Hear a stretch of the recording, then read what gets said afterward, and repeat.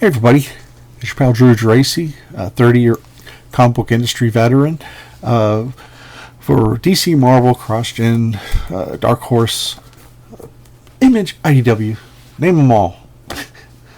Spider-Hulk is funny. So we live as comic fans in a post-continuity, post-canon era. With all the number one relaunches by different teams. Like I said, it's easy to skip a run, and then you choose to select the continuity you like. In other words, continuity isn't valued because you have almost 90 years of character. If a new Avengers writer makes reference to the first appearance of Red Wolf, chances are you're not going to get a footnote of the first appearance because Avengers number 80 is like 55 years old. Some fans dip in and out of comics, whether it's losing interest as a teen when hormones kick and you're suddenly obsessed with dating, or when you go to college and are short on funds. I sold my collection in 1986, which I sort of regret, but you know, I've gotten most of my books back that I wanted, but some I don't want back. I'm more selective now. I don't feel obliged to purchase the years and years of crappy Thor comics before Walt Simonson came on board. Back then, I was collecting. I was like, I have not every issue, but I got to keep getting it. Maybe it'll get better down the road, but in the meantime, I'm waiting, and all of a sudden, a bolt of lightning comes from Walt Simonson. Byrne, Miller, etc. But the thing with the post-continuity, post-canon hypothesis, let me go back a second. That Spider-Hulk I showed you earlier, that's just a goofy one-off, and I think of Aunt May marrying Dr. Octopus, like Spider-Man 131. That's sort of a goof that nobody goes back to. They'll say, oh boy, she still got the hots for him or no? And it was funny because like Doc Ock looked like he was 50-ish or so, and she looked like she was 110. And not judging though, not age judging, sort of though. Anyway, I pegged Marvel's death of continuity at Heroes Reborn in the mid-90s because Marvel was suffering from the gigantic bust of a gigantic boom, fed mostly by gimmick covers, like the first appearance speculations and oversaturation of the markets, gimmick covers, etc. And Jim Lee and Rob Liefeld, who helped create the boom, along with the rest of the guys in Image, they were suffering. It's sort of like, I don't know how you'd want to put it. Everybody thinks it was a win. It's like, I get to come back and do what I want at Marvel.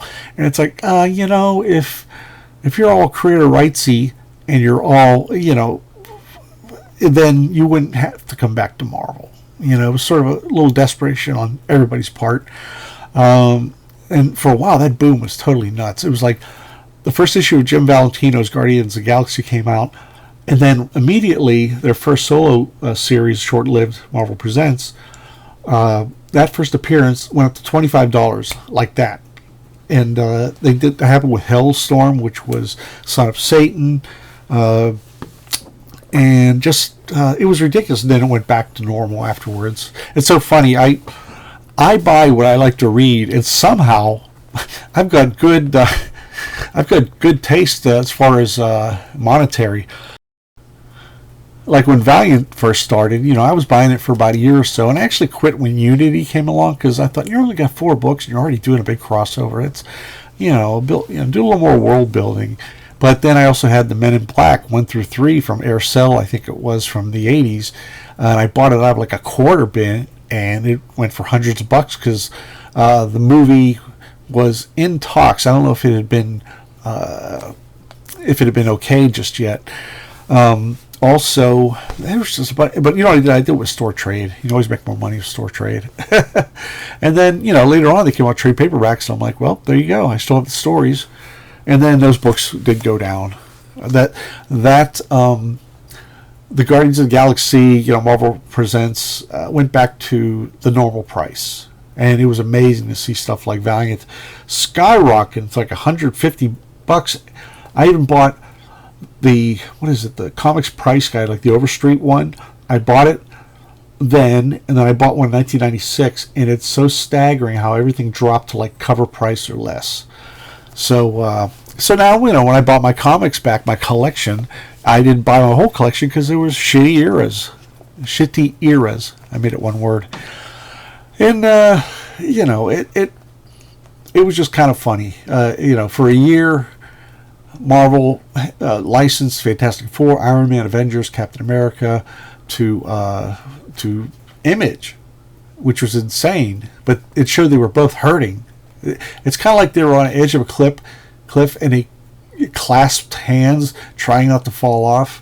But despite the characters' return to the Marvel 616 universe, there were already cracks in continuity, and we were treated to absurd and ugly plots, like the return of Norman Osborn, despite the fact that we saw him clearly impaled by his own glider, and supposedly the real Gwen Stacy returned and carried Norman Osborn's child.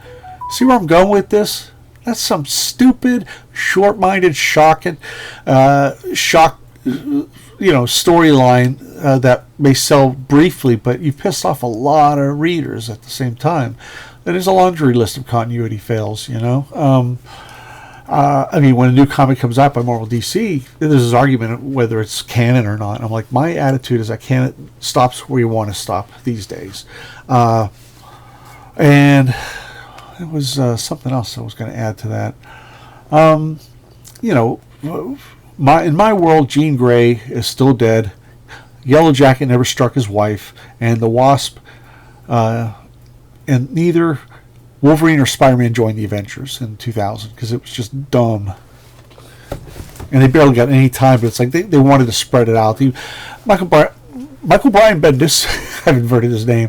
He wanted to do like JLA, get the hottest characters, so he stuck Spider-Man and Wolverine in there, and he hardly did anything. There was no purpose. He had his own book. He had the X books he was a part of, and he had a ton of guest stars appearances. So anyway, let me get to something really cool. Web of Spider-Man is terrific fun, and it's not all goofy Spider-Hulk stuff. There's a lot of really legitimate great stories. Tombstone appeared mostly in Spectacular Spider-Man as a subplot with Robbie Robinson. They had history together, and a lot of times you could still tell stories with subplots in different books. Amazing Spider-Man, Spectacular Spider-Man, and Web of Spider-Man that don't step over each other. I remember what I was going to say. One thing about continuity fail drives me nuts is when Jessica Jones was introduced, she was all right and everything, but they said she was an Avenger named Jewel who had these powers, and like a dork, I'm racking my brains thinking, well, how does that fit in continuity? There never was a Jewel, and now all of a sudden we heard about a Jewel that was in the Avengers, and I don't think that was ever answered, and that kind of pissed me off. It's like, that just meant like nothing matters. That's just how it came across. But if you like, I hate to say traditional Spider-Man or old school, but, it's still good stuff. Web of Spider-Man is a little corner of the Spider-Verse that doesn't really get much love. The paper is wobbly for what they were publishing on really weird paper that didn't age well. I don't mean that like a story doesn't age well. I mean, see at the top, it's kind of wobbly. That's how a lot of these 90s comics are, mid-90s. But let me get to my specific point about how you do other books with different subplots. This is Gary Conway is still writer for a while. He did quite a while. Alex Saviuk, who had been in the industry 20 years, was doing some of the best stuff of his career because you had new guys like Todd McFarlane showing up and Mark Bagley, so he stepped up his game. And Keith Williams, I don't know what else he's inked, but he did a great run on Spider-Man. Ooh, hiccup. But it's really exciting stuff. And at the time, I ignored it because there was so much product out there. And, my apologies. I was starting to choke, and I just had a drink of water. see, here's the thing. You can have subplots in all three of the books that don't necessarily have to be addressed in the other ones. This real skinny girl, her name is Christy, who is staying with in Aunt May's boarding house, and she wants to be like Mary Jane, and she eats a lot, and they say, like, where does she keep it all? And it turns out she's bulimic, and it's sort of like a subplot for several months, but that doesn't invalidate, what Michelini and Bagley were doing in Spider-Man at the time. So that I thought was interesting. They did that, and they also did a storyline with Pete's rival Nick Katzenberg, and that was great too. Well, everything's great. I love this one with the faces, and these are cheap to find. And I don't know why Marvel hasn't done an epic collection of these. This is a great story. The chameleon takes over J. Jonah Jameson's identity, chains Jonah to his bed in this some faraway apartment, and you kind of go back to J. Jonah Jameson's lifestyle growing up. Not lifestyle, his life story. And you'll see flashbacks to when he was younger, and he still had that goofy, Adolf mustache, which I don't know if that was ever, it's just so weird. I mean, he was big with Charlie Chaplin and all that, but I didn't see a lot of people doing that. So that's a young J. Jonah Jameson, and he's flashing back, and he's really toughing it out, ignore the pain, Lord, what I wouldn't give for a cigar, better for your health than those cigarettes you're smoking. I shouldn't laugh. And, this is a time you see J. Jonah Jameson is anything but the caricature he had been treated as for so many years. And I'm not going to give it away, but it's a really good examination of J. Jonah Jameson's his backstory, which really didn't get much attention before. But you have it right here, and there's no need to do it in Spectacular Spider-Man or what's the other one? Amazing Spider-Man. This I love. Another Acts of Vengeance, but it's not. It says Acts of Vengeance is back, but the crossover was gone for a while. This is just sort of like, well, Spidey had the cosmic powers. He took down Graviton and all these other people. Now they're back after him, and he doesn't have any cosmic powers anymore. So I love that idea. I love it. See at the top with the wobbly paper in the bottom. Once more with feeling. This is still Conway. There's Graviton, a really cool character I always liked. And there's Nick Katzenberg, who I won't tell you. He basically framed Peter for making false photos, and Robbie Robinson was really disappointed in him and told him to go. There he is, Goliath. Man, that's a lot of work. Savick's just really kicking ass. I love that. Really, really fun. Isn't that great stuff? Isn't that great? Here's a continuation of it, I think. Yeah, Aftermath. I love this. Very old school. It's like Graviton, Titania, Goliath, Brothers Grimm, the Trapster.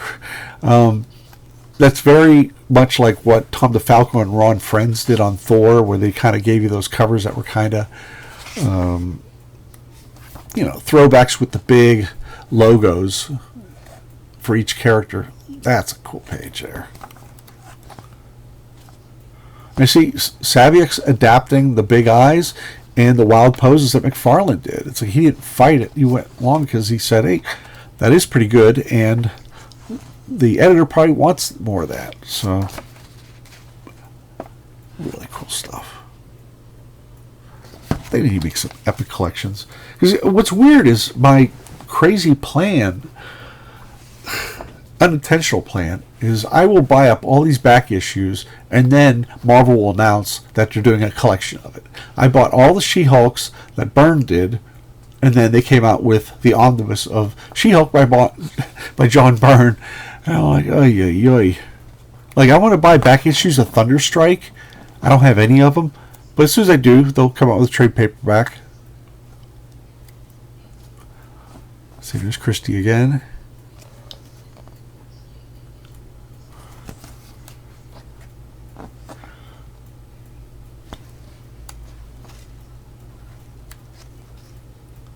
There's just a lot going on here, and it's sort of like, I look at it like, not redundancy, but it's like, well, let's cover stuff that, you know, maybe they don't want to cover in the main stories.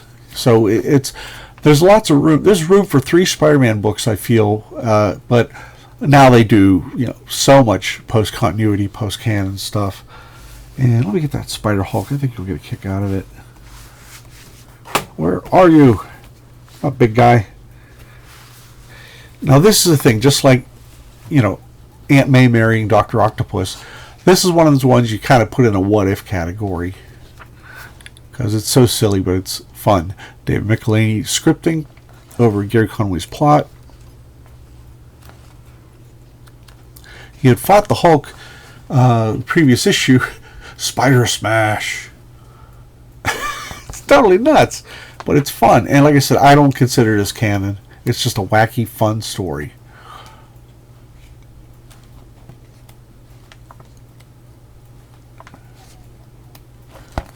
Look at that. Very McFarlane. Very McFarlane. Puny man, you took machine? Me? No, sir. It was a couple of kids. They went that way just a few seconds ago. Spider thank. Don't mention it, please. Spider thank. And then you get DeFalco and Friends' character, the Rose. They bring him back because he wasn't in the other 2 titles. And wow, that's sweet. 1992 issue. So this did pretty well, I guess, because it was still the pre-boom years. Oh, no, I mean, it was the boom years. I'm sorry.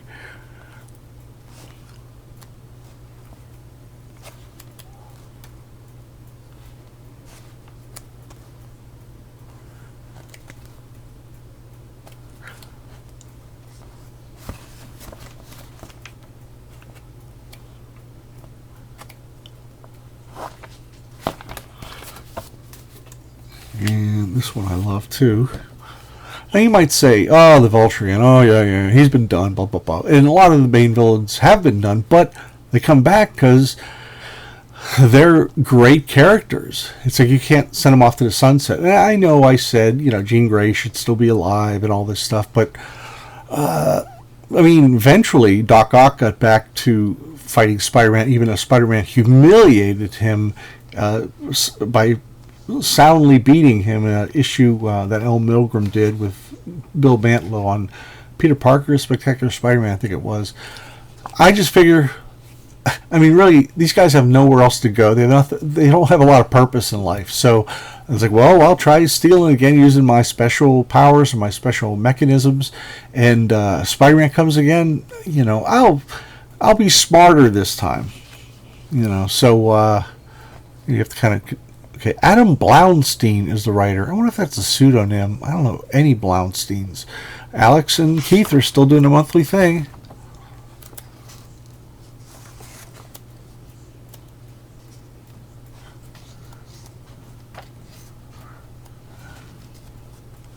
I love it. I love it. I love it. I love it. And here's some more. Here's one. Whoop, whoop, whoop.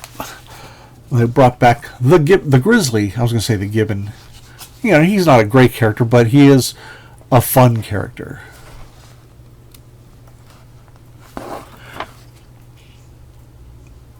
So the Grizzly's a washed-up wrestler, and he feels down. He's like, I'm a loser. Nice art, nice art.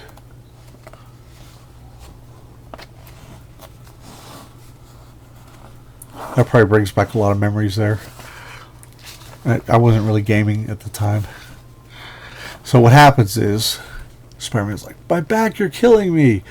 I'm the guy who did it. Me, the Grizzly. It turned out that Spider-Man was just faking it. He says, but you had to beat me. I had a feeling that this was one way we both could win. I knew you wouldn't quit, even if I beat you, especially if I beat you. So it was this is sort of like a, I don't know what you call it. It's touching, I guess you would say. And nobody really got hurt, as far as I know. I haven't reread this yet, but I love it. Another negative cover. And this is Man Mountain Marco, but they color him just like the Gray Hulk.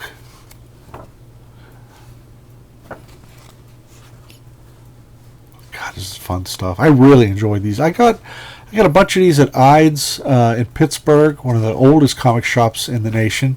And then what I couldn't find there, I got on eBay.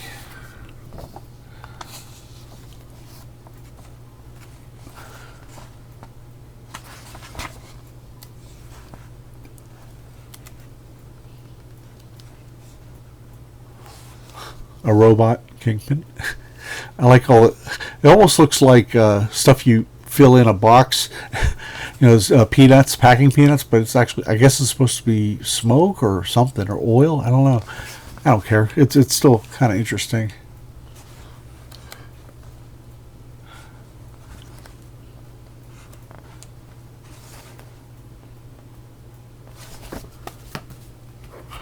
And then the rose becomes the blood rose, because blood is cool in this era.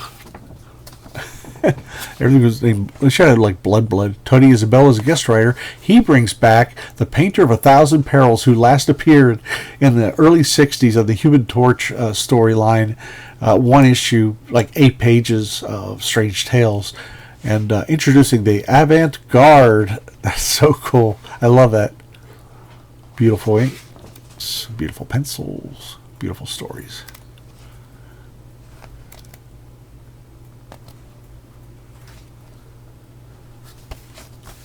So you see where I'm going here. There's a lot of fun stuff. Oh, this is a bit audacious, but I loved it. And I did skip it back then because, once again, I mean, I was a little tight on funds. I had my own apartment, and I had a pretty good paying job, but there was so much product out there. I mean, so much repetition. I mean, I can't imagine how many books had Ghost Rider, Punisher, Wolverine guest star in it, and that's sort of where continuity started to wobble a little bit, because you had so many books. Like, does like an 8-page story of Marvel Comics Presents, let's say 146, really matter? I mean, if nobody remembers it. So I mean, unless it's the same writer and he memorizes this. So yeah, I love this stuff. It's really a tremendously fun read. If you like classic Marvel, this is for you. So they should be paying me to. Well, actually, no. Marvel's not reprinting it yet, so they're not indebted to me yet.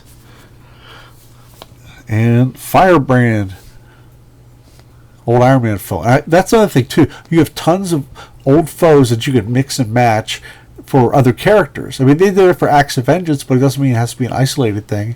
I mean, that was kind of corny to begin with, that Acts of Vengeance, but you know, we all loved it because you had all these villains fighting heroes they never fought, and there's a lot of other stories that could come out of that.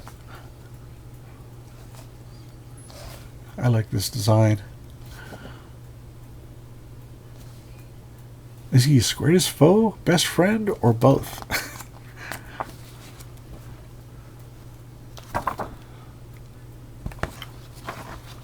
Ooh. Wild Agents of Marvel. For a very brief time, I don't even know if they came out with it actually. They were going to do FOOM, which is from the 70s. It was a in-house fan club. And they had like stickers, they had posters, they had the magazine that came out.